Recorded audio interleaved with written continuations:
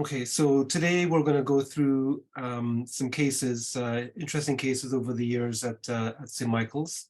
Hopefully you'll be able to see some things that you may not have seen before, as well as learn from these cases as we do on a regular basis.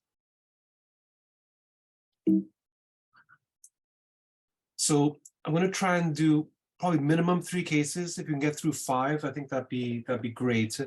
The last 2 are relatively shorter cases, a bit more show and tell. The first 3 are a little bit more involved. The first 2 cases actually have some synergy.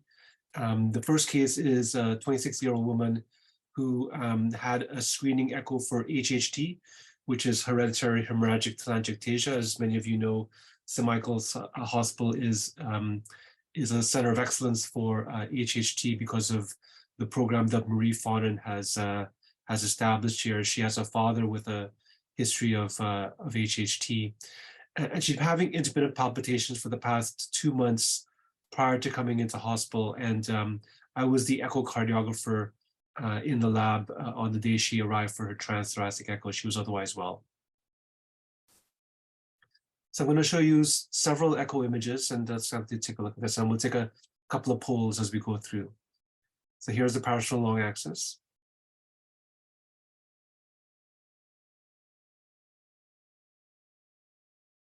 This is the RV inflow view. Not quite a full, RV, RA. You see a bit of the septum, bit of the left ventricle.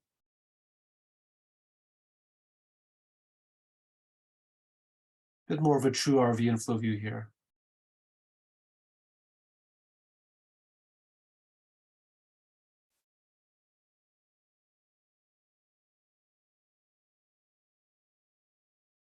Short axis at the mitral valve level.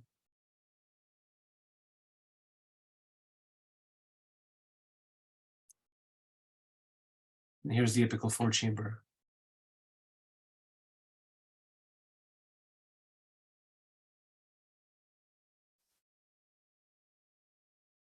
Here's the measurement, so about 21 by 8 millimeters. So here's question number 1. What is the most likely diagnosis based on the images you've seen so far? So is it a tumor, PFE or myxoma? Is it a vegetation, bacterial endocarditis? Or is it a thrombus? So let's see if we get some responses here. So I think I've can you guys see the polls? Perfect, it's coming in now.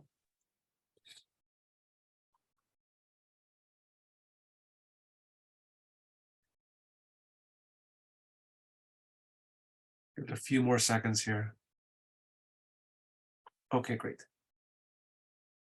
And okay, can you see the results?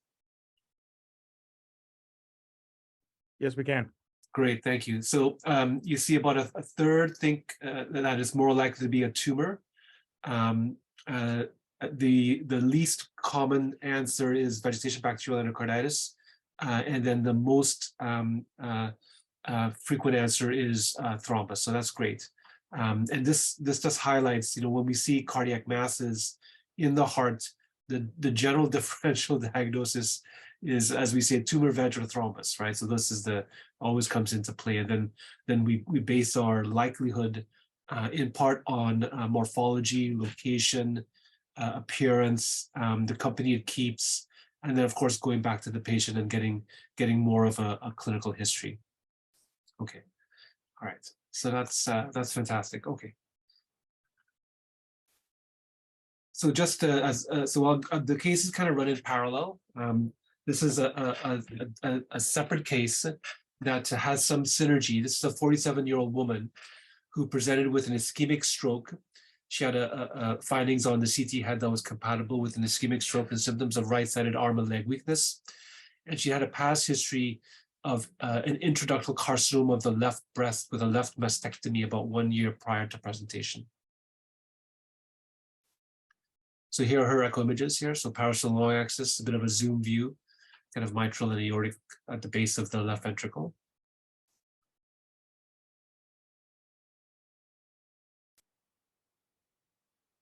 Short axis.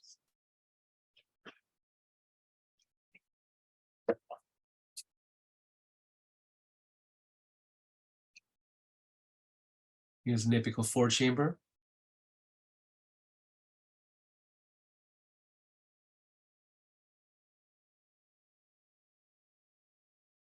Measurement here, 13 millimeters. Here's an apical 2-chamber.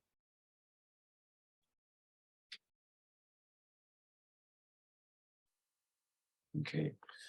So case 2, question 2, similar question. What is the most likely diagnosis for this mass? And once again, differential is a tumor veg or thrombus. So let's go to the poll.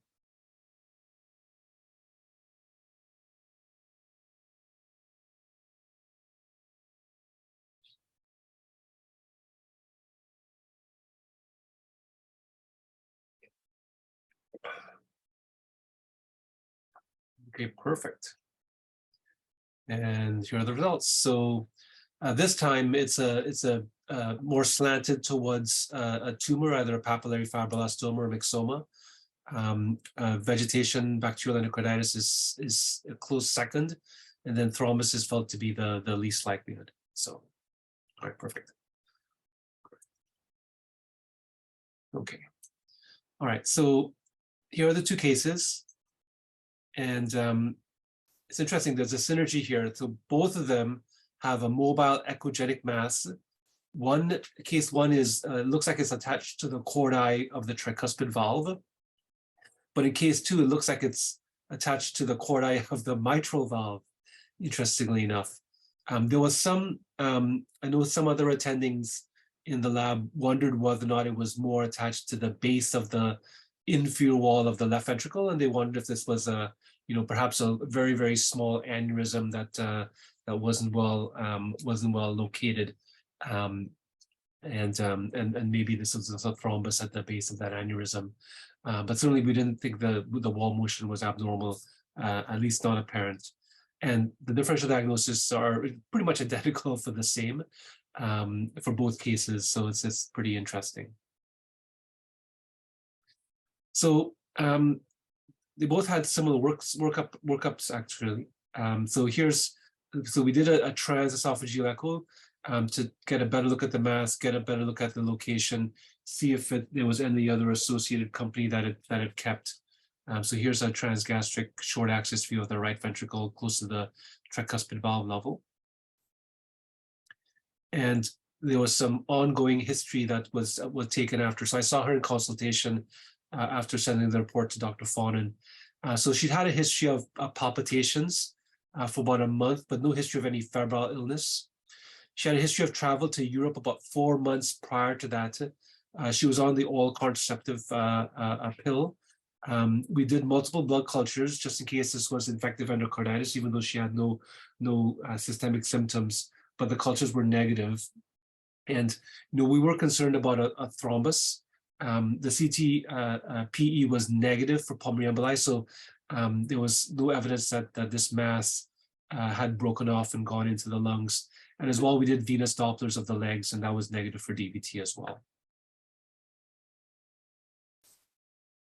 So just some more views of all transgastric. You can see clearly attached, very, very mobile echo density attached to the cords of the tricuspid leaflets. You see the pap muscle on the left here.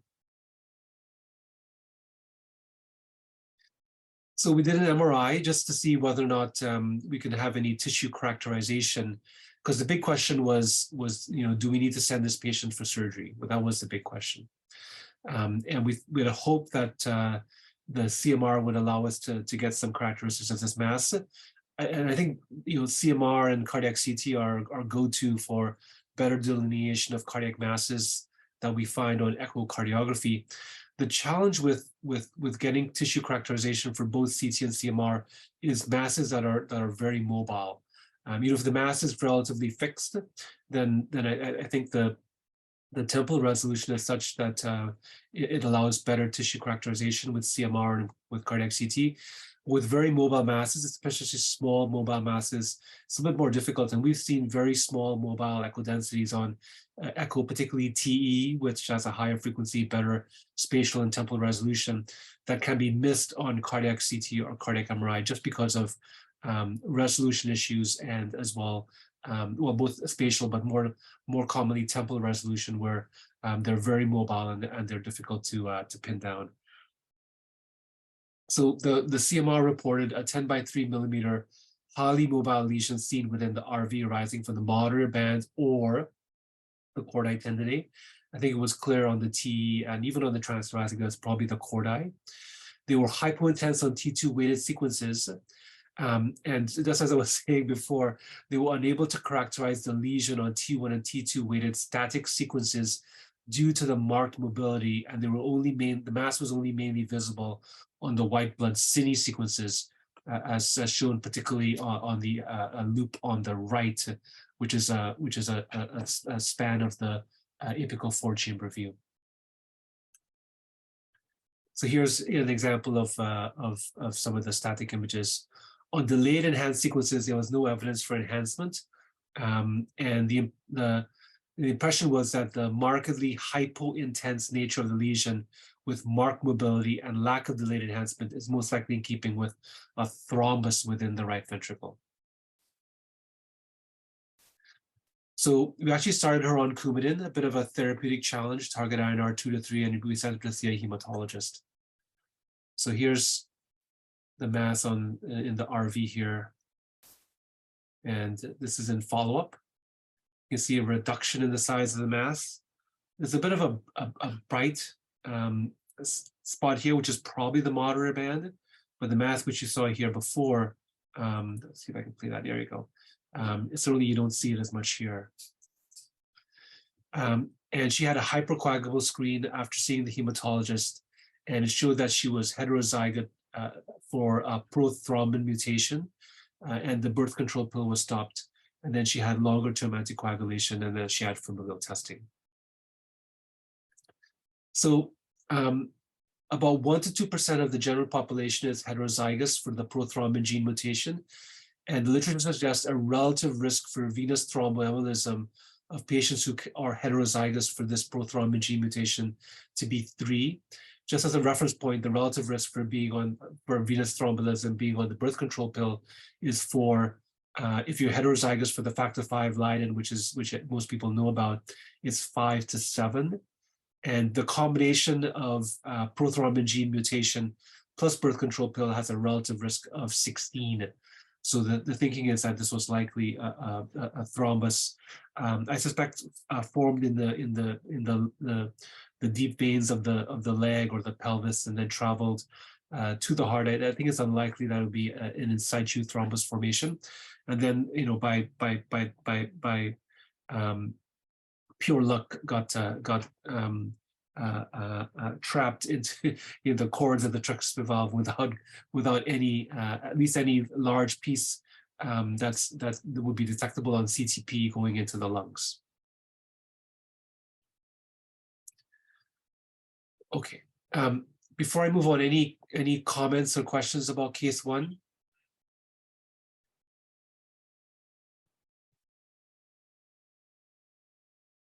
Okay, so we'll move on to case 2. So case 2 also had a TE, also negative blood cultures, right? We always need to rule out endocarditis because that's obviously easily treatable, and you don't want to miss that. She had a CT thorax, just more to look for any other evidence for a malignancy. She had this history of the intraductal breast cancer, but the CT thorax didn't show any lymphadenopathy, no evidence of any local or metastatic disease within the thorax. And because of the question about aneurysm and a thrombus attached to the wall, she had a MIBI scan that showed a normal restless perfusion and also normal wall motion of forced birth. Here are some of the T images. You can see the mobile ecodensity here at the base of the inferior infralateral wall, just below the posterior of the mitral valve, very mobile in the vicinity of the cords there. She also had an MRI scan, which showed an 8 millimeter mobile mass in the region of the posterior medial pap muscle and cords. No definite delayed enhancement, and in the absence of infarction, and there were no wall motion abnormalities, no delayed enhancement in the walls of the myocardium itself. It suggested that it favors a tumor as opposed to a thrombus. So the big concern was that this was a papillary fibrillostoma and had resulted in arterial embolization and in her stroke that she presented with clinically and on CT scan. Here's just another view of the MRI cine loop. You can see beautiful images. You can see the mass there. But I would argue that it's the mass is probably clearer, more clearly seen on echocardiography, both transthoracic and transesophageal. Okay, so because of the stroke and the mass, a clinical decision was made to take her to the OR, presuming that it was going to be a PFE or a myxoma. The mass was found to be pale to pinkish in color. It was attached to one of the secondary cords of the mitral valve, and on microscopy, it was found to be organizing thrombus with focal necrotic debris, recent hemorrhage, scattered inflammatory cells only, and there was no evidence for any malignancy. So there's no malignant cells. And the mass was removed completely. Mitral valve was spared. So she was also referred to hematology, and she tested positive for the antiphospholipid antibody, which, as many of you know, is associated with thrombotic events and also non-infective endocarditis with lesions on the valves, as a form of NBTE or non-bacterial thrombotic endocarditis. And she was managed with Coumadin or warfarin. This is obviously back in the days prior to DOACs. So in summary of the first two cases, we have two cases of cardiac masses, both attached to the chordae of the atrioventricular valves, one tricuspid, one mitral. Differential diagnosis remains the same for both vegetations. So you could argue even both infective and non-infective endocarditis. Tumors such as myxomas, papillary fibrillostomas are probably the most common when it comes to valvular attachment, and then thrombus, and then consider these various prothrombotic disorders. Okay, before I go on to case 3, any questions? Either you can unmute or just put it in the chat or comments.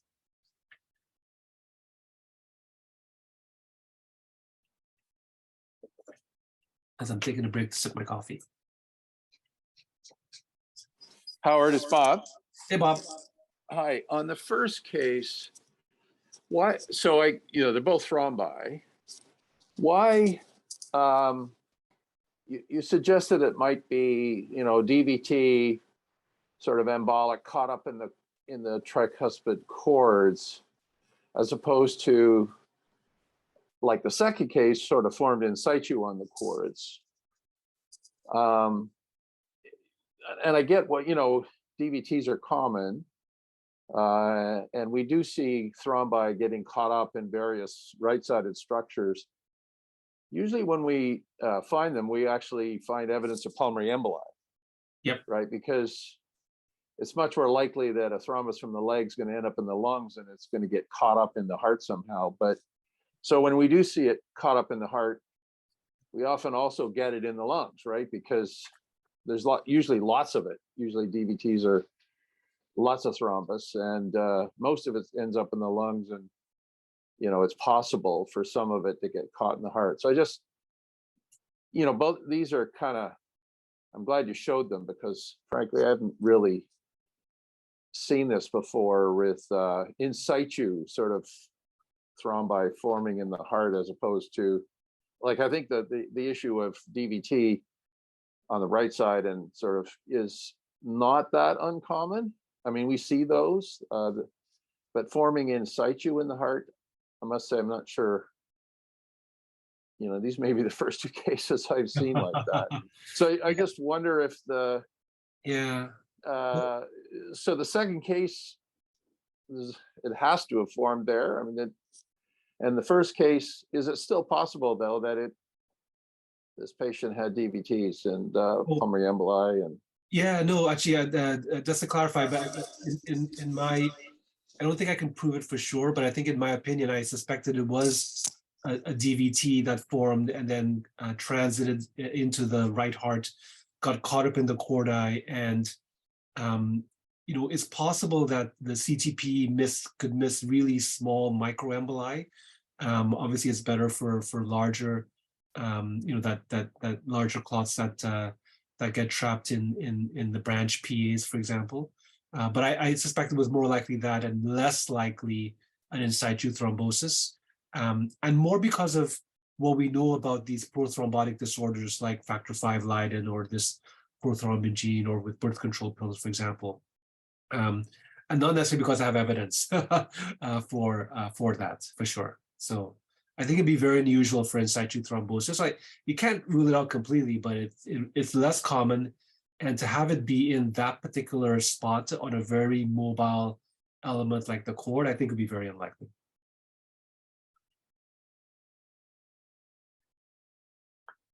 Perfect. Okay, thank you. All right, so the next case is completely different. And actually, this is a case I showed the fellows just very recently. And it's one of those diagnoses that unless you've seen it before, it'd be difficult to make on the fly. So it's good to see it because we've seen a number of cases very similar in the lab.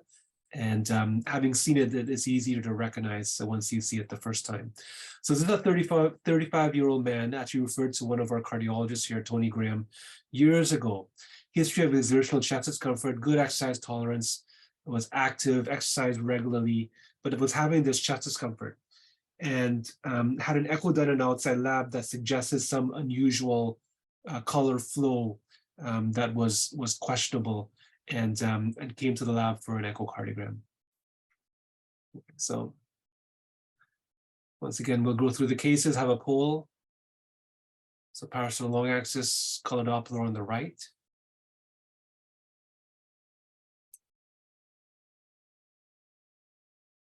So on the left is a color compare of the aortic root. You can see the aortic valve. And then a more zoomed out view on the right with color Doppler.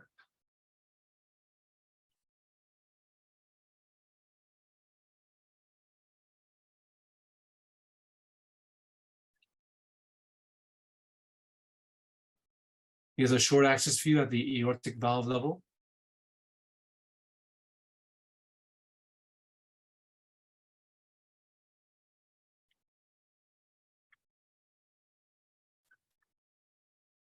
Okay. So here's a poll question for this case, at least the first question. What is the most likely diagnosis for this unusual color Doppler flow that you see? So is this a membranous VSD? Is this a ruptured sinus of Valsalva aneurysm? Or is this a tortuous aneurysmal right coronary artery? Let's see if I can launch this poll here. There we go, and launch. Okay, good. Okay, get your votes in now.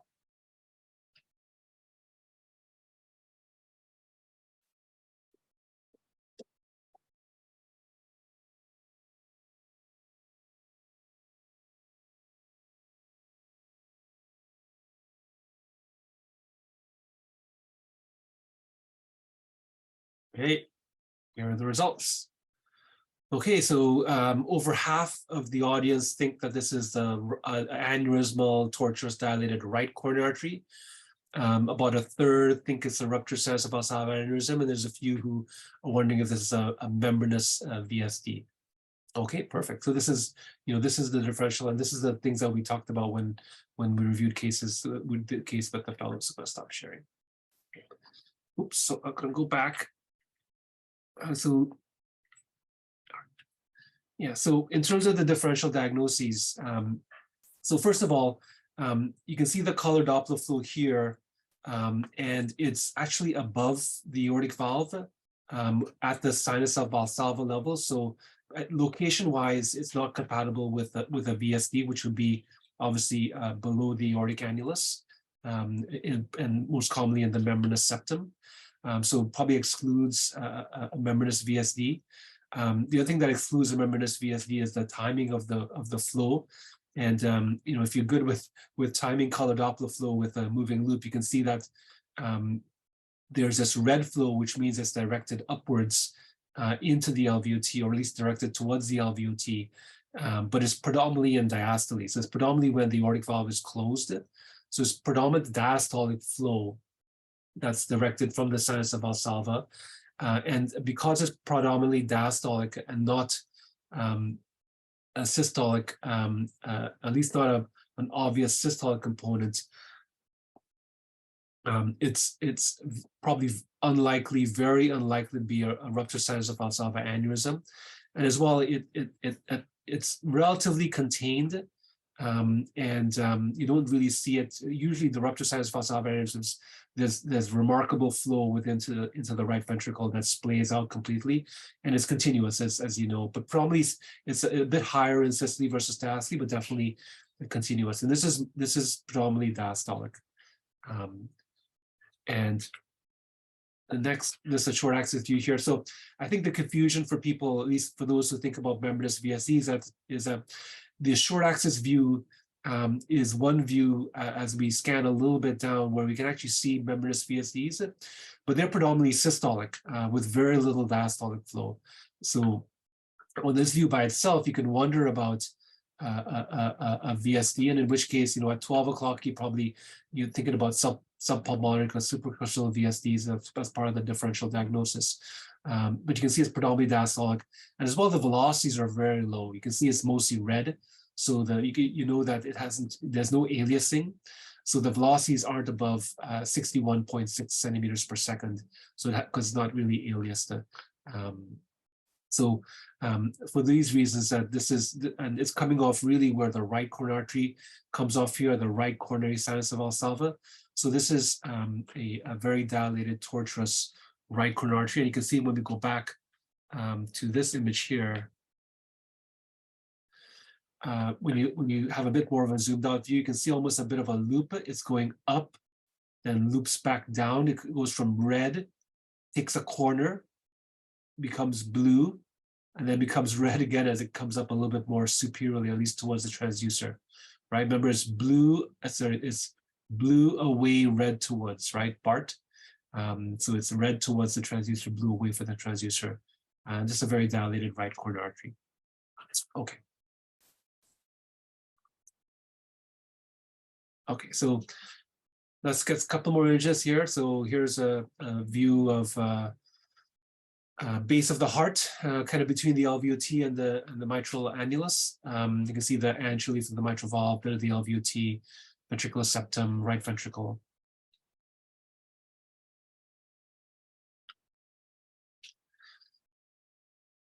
Short axis with and without color Doppler on the left, the apical four chamber on the right.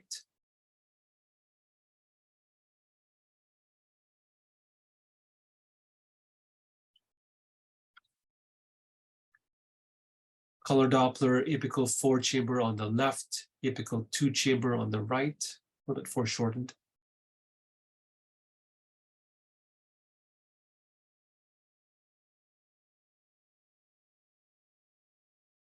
And here's the pulse wave Doppler.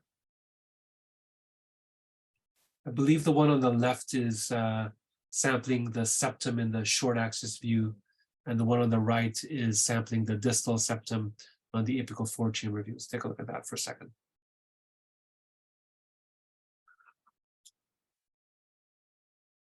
Okay.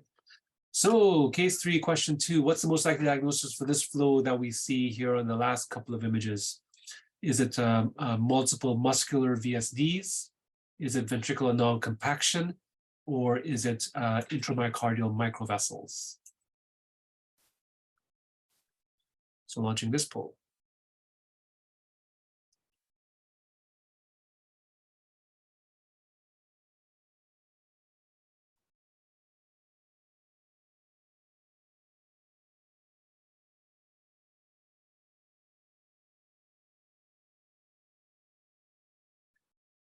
Okay, great. Share these results. Okay, so the majority of you think this is intramyocardial microvessels, which is the correct answer. There's a few that think non-compaction or multiple muscular VSDs. So I think sort of worth looking at these images again, because that is a concerning thing. So all right, let's go back. Oops.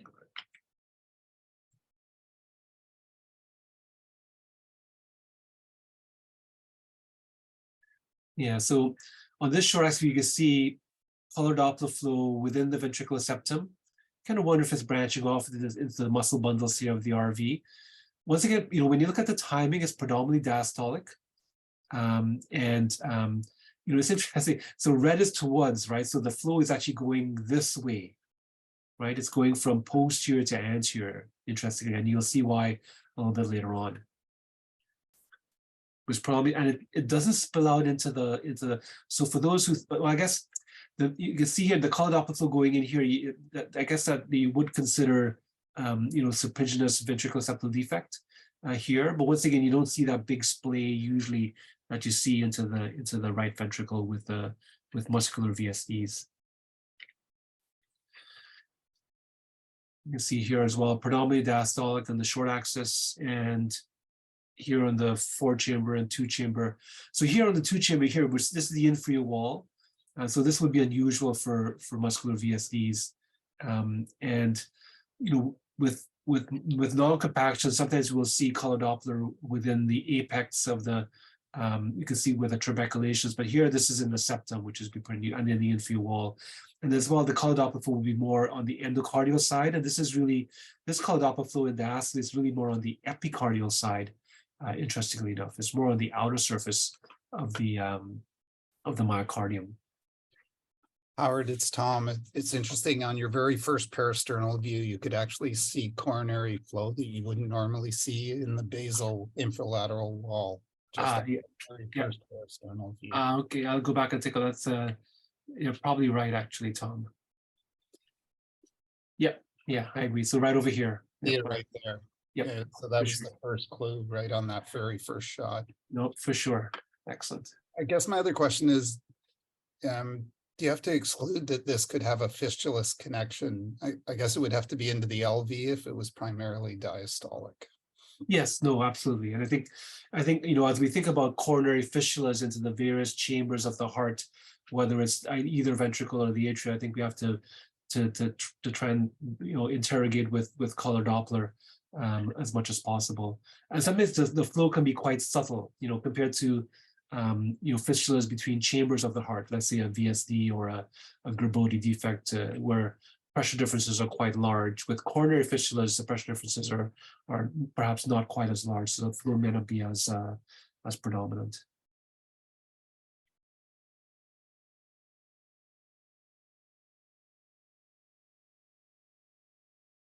Okay, so here.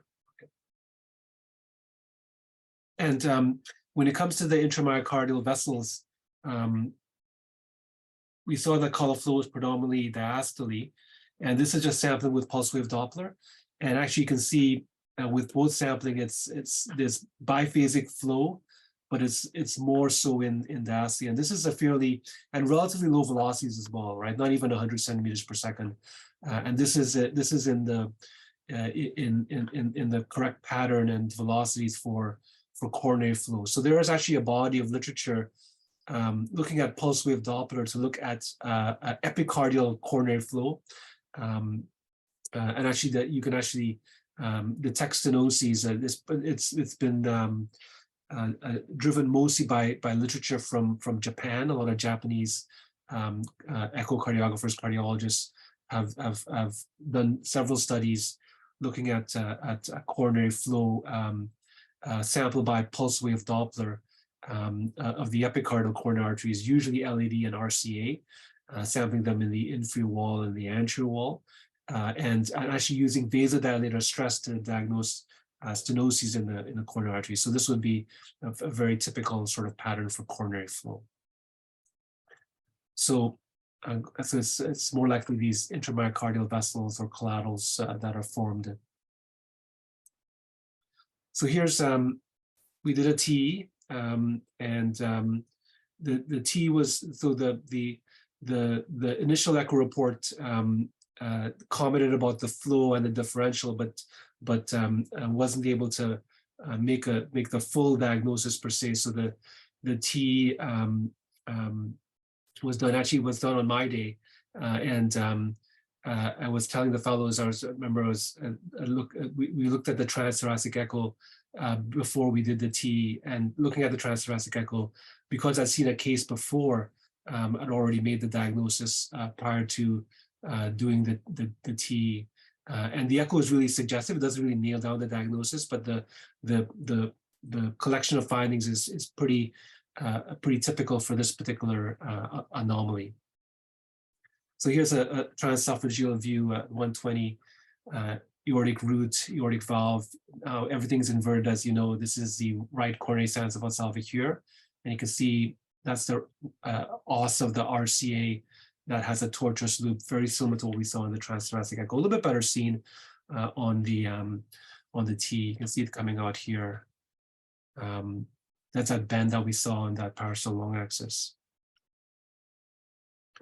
And here's the os, and then now, of course, the color is the color is reversed because now it's away from the transducer, so it's blue down and then red coming back up.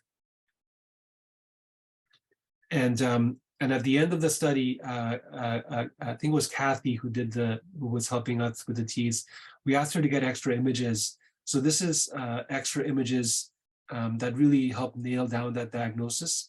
So this is RV outflow tract view of the parasternal long axis.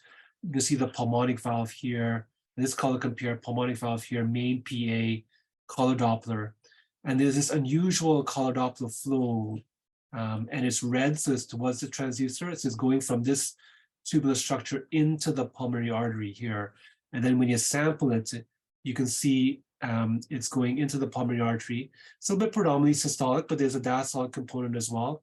And I'm looking on the color Doppler, it's almost continuous, but there's also a systolic and a diastolic component, a little bit more in systole versus diastole, relatively low velocities.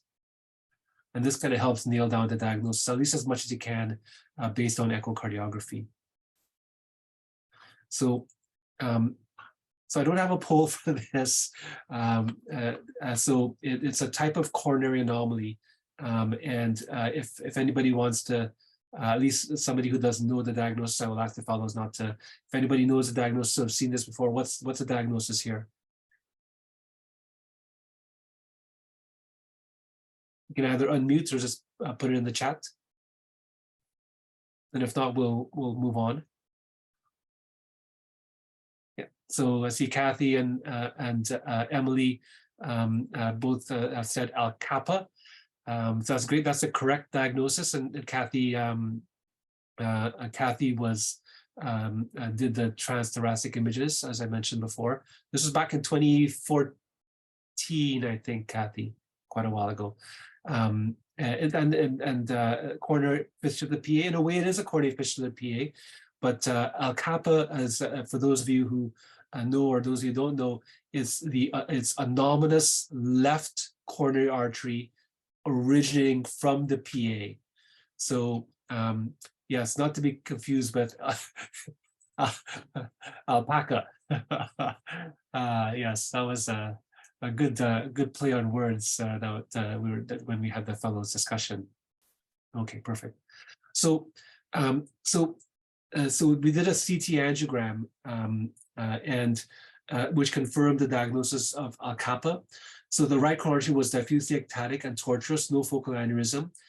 Both the PDA and the ongoing posterolateral branch measured 7 millimeters, so quite dilated.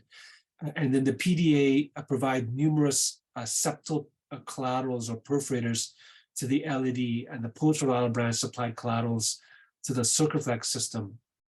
And the left main originated from the PA, about 10 millimeters from the pulmonic valve. Left main measured between 13 and 14 millimeters, proximal LED between 7 and 8, circumflex 5. And there was excellent opacification of the left system as well as the PA, presumably through excellent collateral flow from the right coronary artery. I have some images from, so the patient actually never had an invasive angiogram here at St. Michael's at least. But here are some of the CT images. This is just a 3D rendering here. This is that big tortuous right coronary artery and the PDA and the posterior aspect of the heart. And this is just some perfusion CTA images here.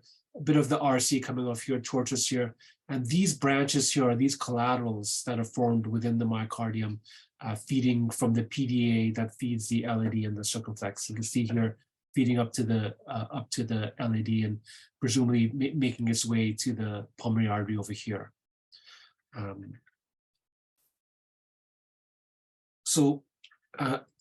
Alpaca is a rare but clinically significant form of ischemic congenital heart disease, frequently resulting in myocardial dysfunction and heart failure because of ischemia within the first year of life due to inadequate coronary collaterals.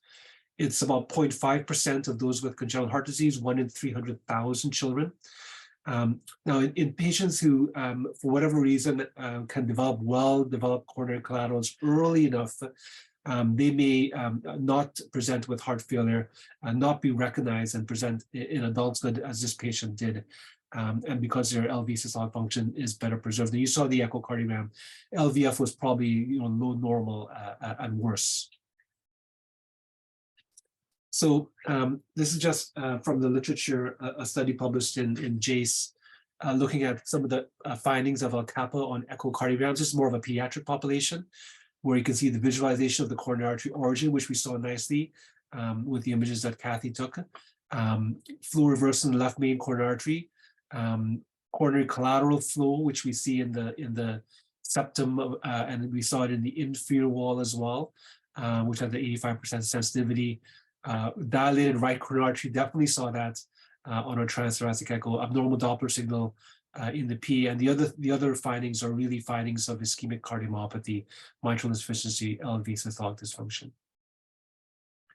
Okay, so that case actually was eventually referred to one of our cardiac surgeons, and the plan was for ischemic testing, which was sort of slightly positive to equivocal. There's nothing else on the system, but the surgeon did suggest that if anything needed to be corrected, then maybe doing it at a congenital center would be better served. So perhaps the patient was referred over to the adult congenital heart center over at Toronto General. The last two cases, because we've already had ongoing discussion, I don't think we need that much time for any additional discussion, is just two cases that are a bit of an homage to Nicholas Santi, who presented last week. Two cases looking at the aortic valve specifically, because as you mentioned, as you know, Nick presented an outstanding rounds on the basics of assessment of the aortic valve and aortic stenosis. So, so here's the parasternal long axis. Zoom view on the right. The cusps of the aortic valve are, minimally thickened, but they also are they're a bit tented. They're tented into the aortic root, and there's a degree of aortic regurgitation that is probably in the moderate range. Oops, I'm going to mute for a second here because there's an announcement coming up. Hold on. Attention.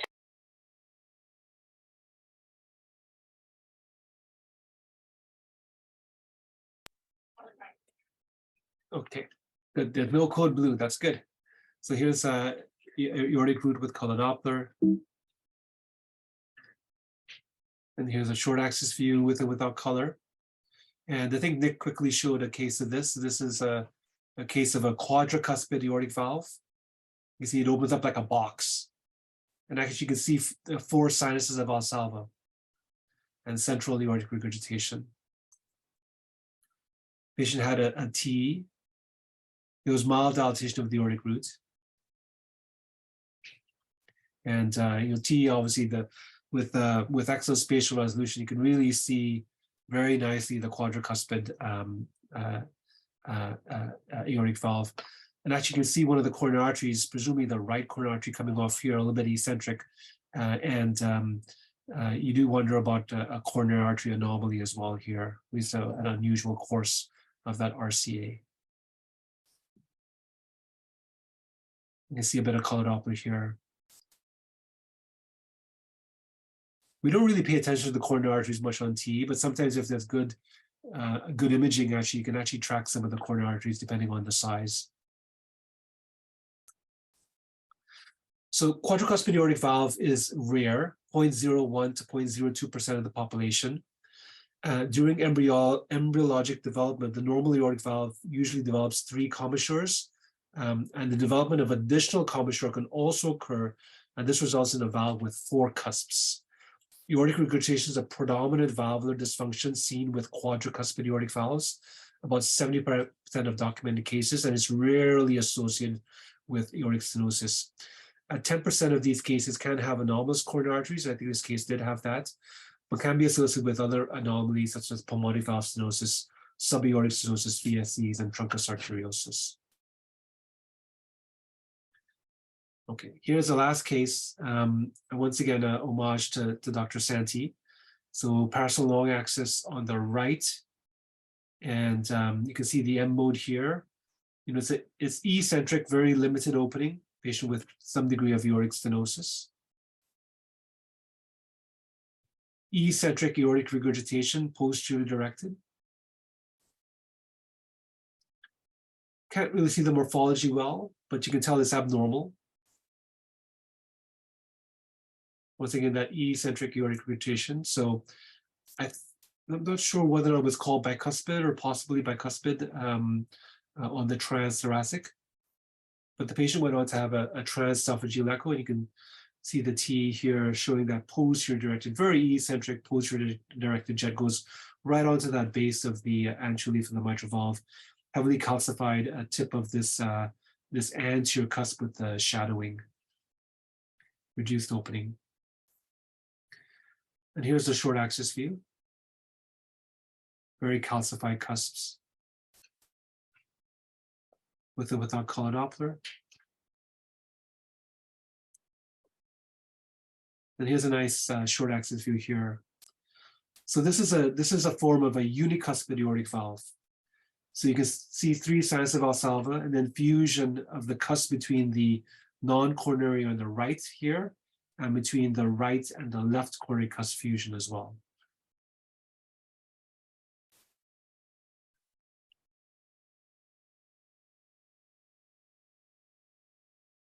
And actually interesting, this patient had another completely incidental finding on the transesophageal echo. And you can see there's a degree of mitral regurgitation that's probably in the moderate range. But this mitral regurgitation is very unusual. It's not originating from the coaptation point of the anterior leaflet and the posterior leaflet. You actually see this trace mitral regurgitation that occurs at that coaptation point shown here. This is actually in the body of the anterior leaflet. This is a perforation, presumably from previous infective endocarditis, which I don't recall the patient having a history of. But I have to admit, I don't know for sure.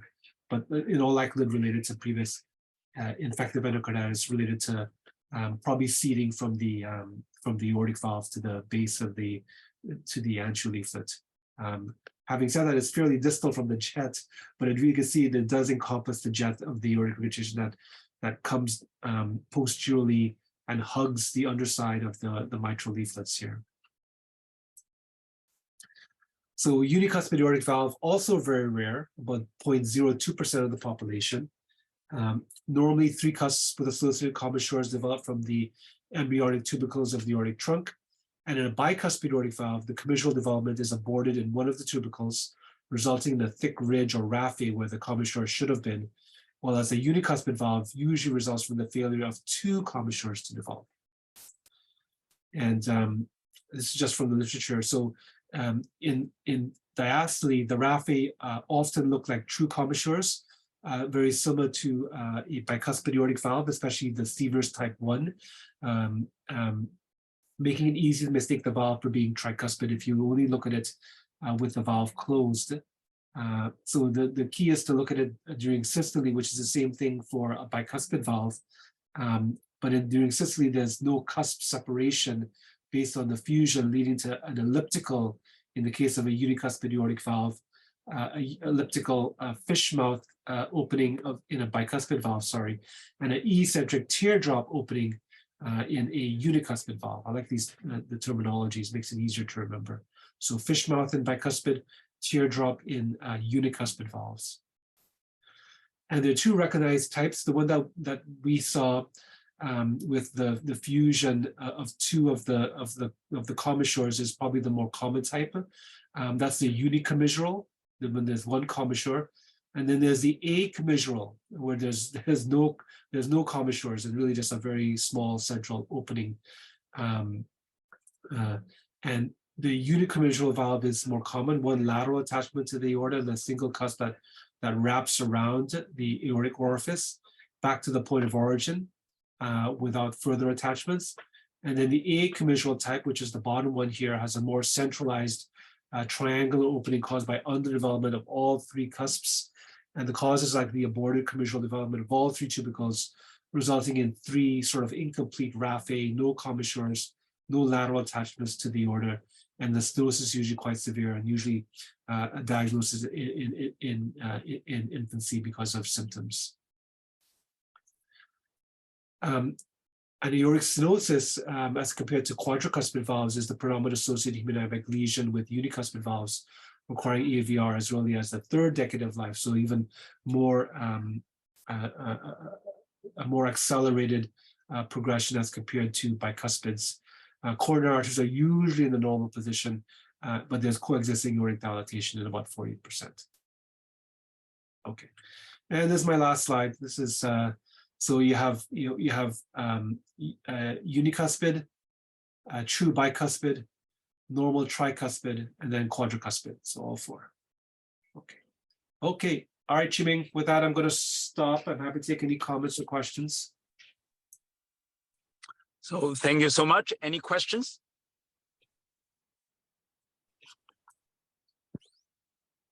So just want to do a quick update about our channel, our St. Michael's Hospital virtual rounds channel. So now we have about 300 people subscribed to our newsletter and about 220 subscribers to our YouTube channel. So we're growing quite nicely, and we'll hope to provide an excellent source of information to many of the people who are new and also seasoned to the field of echocardiography. So thank you for all your support. Tell your friends, and please subscribe to our newsletter so that you know our weekly rounds, and also subscribe to our YouTube channel so you get all the latest updates. Another piece of news that I want to share with you very quickly is the Canadian Society Echo meeting. So with a long sort of period of actually preparing and also coming back in person, we finally going to have the CSE meeting from the 5th in April.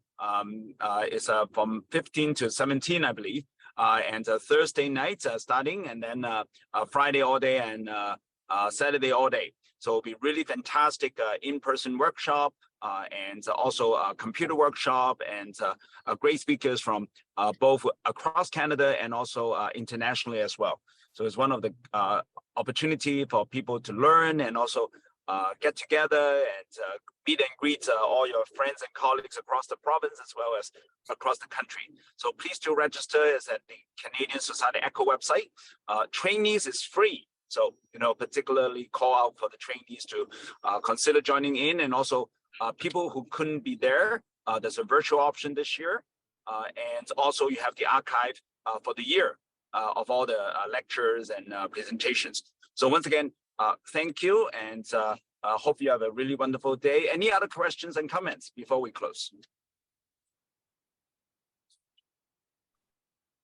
Chiming, I would add that in the spirit of today's rounds with the cases, the CSE traditionally finishes off the Saturday afternoon with coast-to-coast cases of fantastic echo cases across Canada. So just it's a great way to finish off the meeting.